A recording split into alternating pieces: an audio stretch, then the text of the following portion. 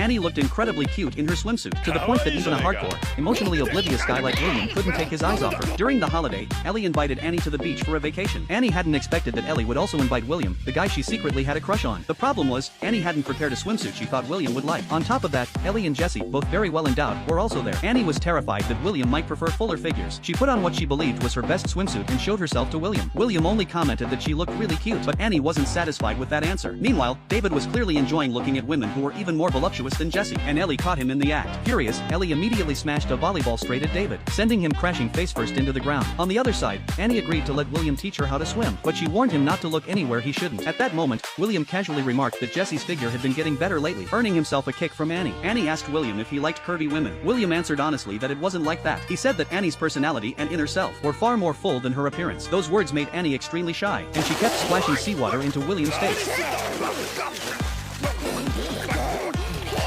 Jesse eventually came over to put an end to the chaos. Otherwise, William might have ended up drinking half the ocean. Under William's careful guidance, Annie successfully learned how to hold her breath underwater. After returning to shore, they held a watermelon splitting game. David missed his swing completely, but William arrived with an imposing presence and brought the knife down hard in a single decisive strike. By evening, the group decided to stay at a seaside inn. Everyone knew that Ellie's younger brother, Jason, loved shrimp, so they all gave him their fried shrimp. After dinner, the group set off fireworks in an open area. Annie couldn't understand why the fireworks kept chasing after her.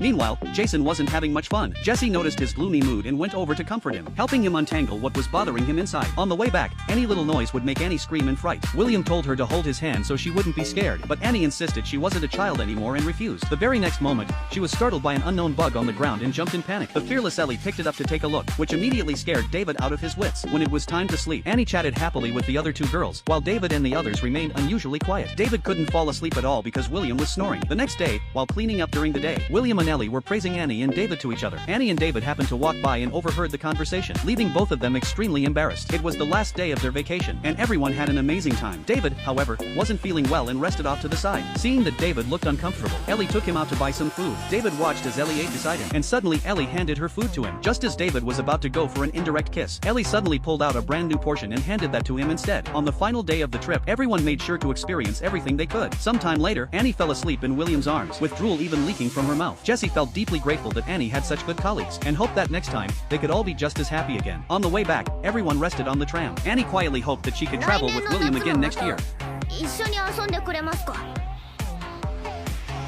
When they returned to work the next day, Annie showed up wearing a headscarf. Curious, Ellie pulled it off and was instantly stunned. She immediately pulled out her phone to take pictures. Annie's skin was now so dark it looked almost like charcoal. It turned out she had forgotten to apply sunscreen. Just then, William arrived.